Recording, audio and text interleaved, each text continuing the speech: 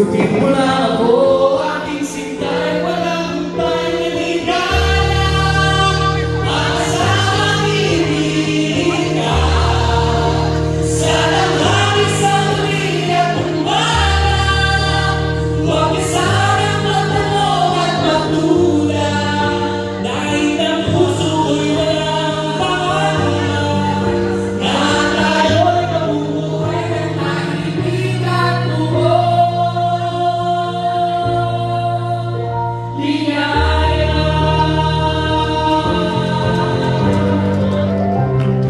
Break na muna! Luluwag yung mga mata nyo dyan sa kakabili ninyo. Saan ba tayo? Yung isa at mura! Tara, Joy! Saan na tayo? Libre mo ako? Libre lang! Tara!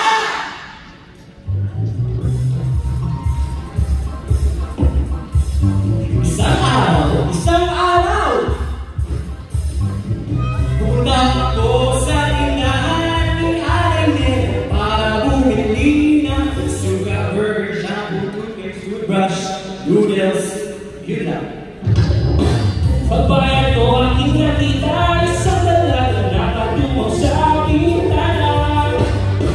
Natulad na ako, nalala ang puso ko, nalalagin ang sugar, burger, pati-pati ko. Napasigaw sa alingin, ako naman ay parang kuryente. Ngunit natanggal ang iyan ang naklipat ko na natatawa ang dalaga. Panayasoy ko sa pagmamalay, nagalimutan ko sugi ko. Nagaling sa bahay, nagaling si nanay ko. Sama ko at inabalos ng tuna. Ikahan, ikaharin ka, parang isang pagpili ko na. Mura na ang sari-sari, parang ikikikit na pero ang daming nais ko ay pinabibili na pera. Ayan!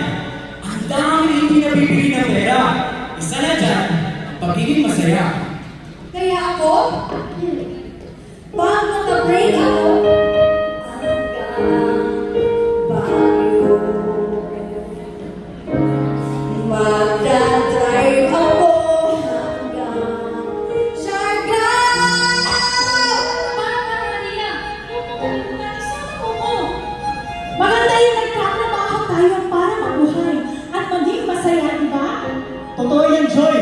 At mas maganda ang takbo ng gobyerno ng Pilipinas kung lahat tayo masaya, kontento at maraming natutulungan ng kapwa Pilipino. Sino nag-overtime para sa kanan? Di ba, malapit na yung deadlines?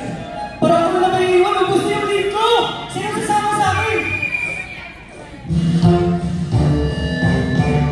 Oh, Diyos ko! Ano ba naman ito? Di ba lang iyan? Napakakota na, pinakasin nila ako. Leche pag-ibig ko. Diyos ko! Ano ba naman ito? O pare ko, mayroon akong problema. Ano sabihin na naman, in love ako sa isang ka-opisina. Hindi ko maintindihan. Huwag na natin ilaan sa mabuting usapan. Lalo lang ang madaragdagan ang sakit ng ulo at bukit sa tiyan.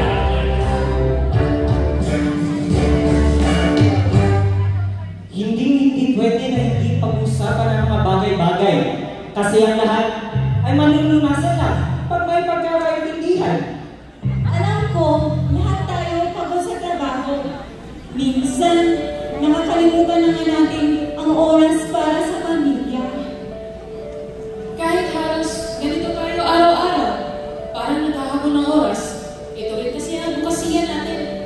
Ngunit, ang oras na natitira, sisiguraduhin mo, ilalaan ko sa'yo, Joy. Sa pamilya mo, nasisabi ko ang pagkasya natin. Sana maintindihan din ng karamihan na na ang sakripisyo natin o bawat empleyado ng ahensya ng gobyerno ay isa sa matuturing simbolo ng pagmamahal sa pamilya at ng bayan. Ibibigay ko ng buo ko ang aking puso para sa aking trabaho at sa aking pamilya hanggang sa kaya ko. Hanggang sa dulo ng mundo, hanggang maubos ang mundo, Hanggang dulo ng luha, hanggang mahulog ang lahat. Basta mo aking maghanap, di mo ba nakikita? Ako ay lumilipad at nasa langit na. Gusto mo ba sumama? Di mo na kaya maghahanap pahiya. Di mo na kailangan balang ng iba. Kalimutan na muna na lahat ng problema. Uwi na ka ng malalim at tayo'y lalakaran. Wala ka na ba? Gumala.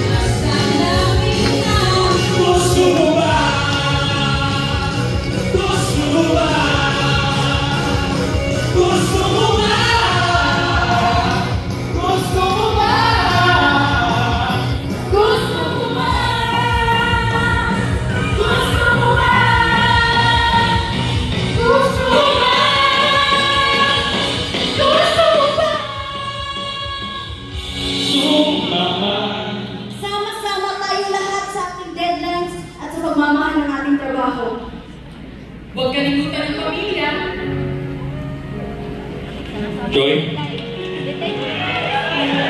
Will you marry me? Bukas na yan! Hey, oh! Okay, clean desk policy. ISO. 6S, guys. 6S. Uuwi na! Tara na! Aling na! Ilahat ni Alinena, parang isang kwentong pagpelikula. Mura na at sari-saring parang pinikikita, pero ang aming guys, di nabibili ng pera. Wow! Ito ang kwento namin. At ang kwento ninyo.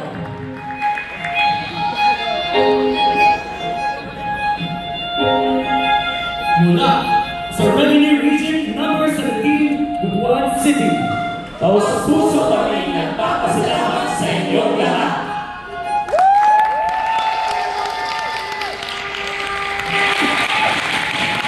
What an incredible performance!